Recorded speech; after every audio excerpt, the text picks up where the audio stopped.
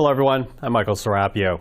U.S. President Joe Biden spoke from the White House Rose Garden today, speaking to Americans for the first time since his Vice President Kamala Harris's defeat in the presidential race, promising a peaceful transition of power for Donald Trump, the man who tried to interfere in the democratic process nearly 4 years ago.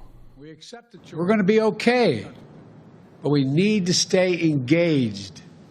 We need to keep going. And above all, we need to keep the faith. Democrats had been hoping to avoid this, but instead of celebrating a victory and planning another Democratic term in office, the party is now engaged in a blame game, asking what went wrong, and many pointing the finger at Joe Biden, who only stepped aside in the last few months of the campaign. So, are there any lessons for Canadian politicians in what happened south of the border? To talk about this, we're joined by our political strategist. Susan Smith is a former Liberal strategist, co-founder and principal of Blue Sky Strategy Group. Cole Hogan is a conservative digital strategist and a principal at GT & Company. And George Soule is former NDP Director of Communications, now principal at Syntax Strategic. Hello to the three of you. Hello. Okay, so that is the premise, first and foremost. If there are any lessons in this for Canadian politicians, and to be frank, for the Prime Minister, because Joe Biden was being told to step aside long before he actually did, and by stepping aside late, there was no primary, and then Kamala Harris has to pick up the campaign late in the game. So is there a lesson in this for the Prime Minister? Well, I think runway for an election campaign is always important. So there's certainly an argument to be made that the longer time between when a leader steps down and the next election, the better. Although, you know, the Ontario Conservatives would argue that you don't necessarily need a runway. When Doug Ford came in, I don't know, seconds before people went to the ballot, in his first term, you know, and going through the ashes of an election campaign is the definition of confirmation bias. I mean, everyone's going to say the reason that we didn't win is because we didn't do the thing that I think we should have done. You know, because there's another argument to be made, frankly, that if Biden had stepped down much earlier, then they would have had a possibly very divisive primary, and then maybe the Democrats would have gone off on a different foot. So I think it's easy to blame one way or the other. I think when you come to Canada, it's just the point that the writing's on the wall. The biggest issue in the next election will be anybody but Justin Trudeau. And if you ask any Canadians, yes, they're worried about affordability. Yes, they're worried about healthcare. Yes, they're worried about their kids' education. But primarily, they just don't like the guy that's got the job right now. And so I don't think whether it's short or long or whatever, I don't understand the argument for him to stick around. I do think, quickly on this though, I do think that, not knowing him very well at all, or at all, but I do think that this might reinforce Justin Trudeau's belief that only he can beat Poilievre in this election, because only he can stand up, in his mind, can stand up to Donald Trump.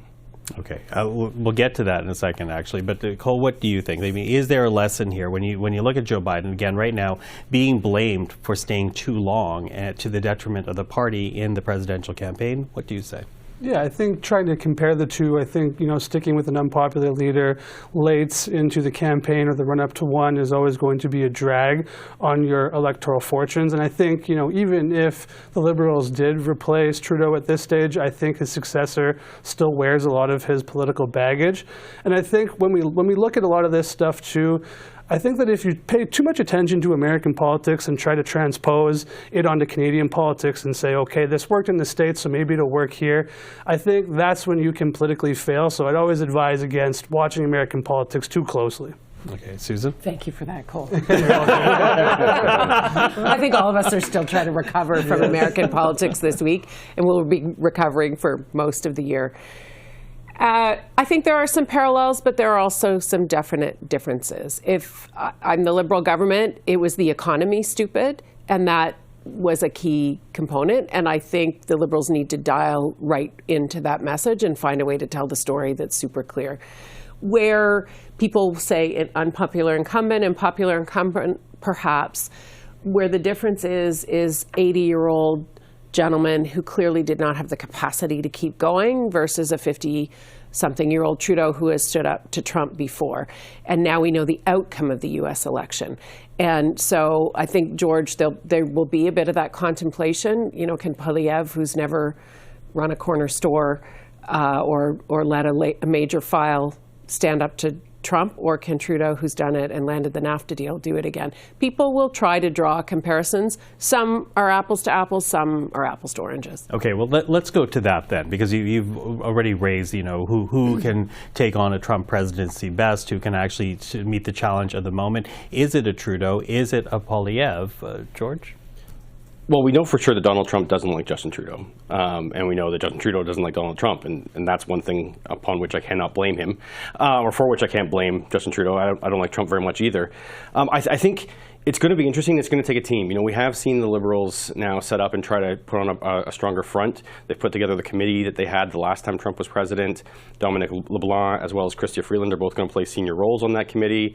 I think it makes a lot of sense, but I do know you have the type of government and the type of people and actual individuals that Donald Trump looks down upon the most, right? So I think it's going to be a real challenge for the Liberals to do it. And if I'm being quite frank, I don't think any of the three party leaders will be in a great shape to take care of Donald Trump. He's going to do what he wants to do, and I am worried about the lack of guardrails they have this time. In the past, they were able to build relationships with some kind of quasi-reasonable people that are in his inner circle, and I don't think we're going to see those people this time. So the biggest thing we're going to need is somebody that can understand the country and take care of Canadians and do what we can when we can with the Americans, but I think it's really going to be focusing on our country. And we've heard all three of them talk about jobs, and that's going to be a big deal. As we come to the new trade deals and trying to avoid tariffs, we're going to have to make sure that we're protecting Canadian jobs as well, and that needs to be the #1 issue, I think. Cool. Yeah, I watched a lot of the Canadian coverage of the American election earlier in the week, and I don't think it's super helpful to anyone for us as a country to be consistently hyperventilating about the results. I think we've been here before, and we'll brave these waters again. And I think I look at Chrystia Freeland and Jagmeet Singh getting up and saying, a lot of Canadians are anxious. And, there's some rightful claim to that statement. And I think your mileage may vary in terms of how nervous you want to be. But I think it's time to put a brave face forward and, march on consistently and sort of put forward a different face on this instead of, woe is me, the end is near. So I think we'll see a different conversation coming out from, the government itself. And in terms of political moves, I think we'll see some people try to compare Poilievre to Trump. I don't think Canadians, when polled and generally, think that there's any similarity between the two. And when I looked to Ontario in 2018, I distinctly remember, because I was on the Conservative campaign, Kathleen Wynne getting up and saying, Doug Ford isn't like Donald Trump, he is Donald Trump. Well, no one believed her. That didn't work. The Ontario Liberal Party ended up in 3rd place, politically irrelevant at times. So I think if the Liberals and the New Democrats try to pin, Trump on Poilievre and say they're the same guy, they're headed for the same result. Susan? It's too bad that we have that convoy footage of Pierre Poilievre. That's something they didn't have with Doug Ford. And I think they're very different people. Look, Pierre Poilievre is not Donald Trump, but he likes his playbook, and the people around him like his playbook. With regards to Canada and trade, who's best to handle Trump, it helps if you've been in the ring before with him. And I think Canada has a double-pronged strategy or a multi-pronged strategy. Some of it ordinary Canadians aren't going to see, and that's the outreach to governors and to mayors and the business-to-business outreach, and that's the only way to really get through to Trump. It's not leader to leader, unless you're Putin or someone he admires from a strongman thing. Trump is going to be Trump and grandstand and seek his win and get his deal no matter what. The one thing I think that Mr. Trudeau the one thing in particular Mr. Trudeau has that Mr. Poilievre doesn't have is the nuance that comes with diplomacy. And we saw it, when Biden came to town and Poilievre didn't get his invitation or had his chance to speak and whined, right? There is some nuance that has to take place when you're the leader of a country and when you're trying to manage relations between the country. Mr. Poilievre has to learn that. I don't think he's learned that quite yet. So I would have more confidence in Trudeau on that front. But Trump will be Trump, and George, you're right. No guardrails this time. No former generals there. I just read George Stephanopoulos' book about the Situation Room. It's a really good read. And Trump's take on that and his failure to use it and just do what he wanted for the photo op or for the reputation or the win is quite frightening, in fact. So I think the Deputy Prime Minister reassuring a few Canadians, that's a good thing. But you're right. Our economy is our economy. We all need to pull together, and that's what happened in the last CUSMA negotiations. And I hope that all leaders of the opposition and all premiers, regardless of stripe, will pull in the same direction for the Canadian economy. Do you think that's possible, given how close we are to an Yeah, election? I think that's a really good question. I'm not sure they'll behave themselves. Okay. Quickly on both that thought. Do you think that's possible this time around? Sure, I think the premiers can, Doug Ford works with Chrystia Freeland, the Prime Minister, just fine when He'll they be need well to. behaved. Yeah, It's a few of the others. The message that they put out there will work just properly, and I think that's because in Ford's case and with others, they're more focused on cost of living issues, which is a common theme in the American election. So I think we'll hear that from Conservative premiers and Poilievre going towards the next election. Okay. Last word to you, George.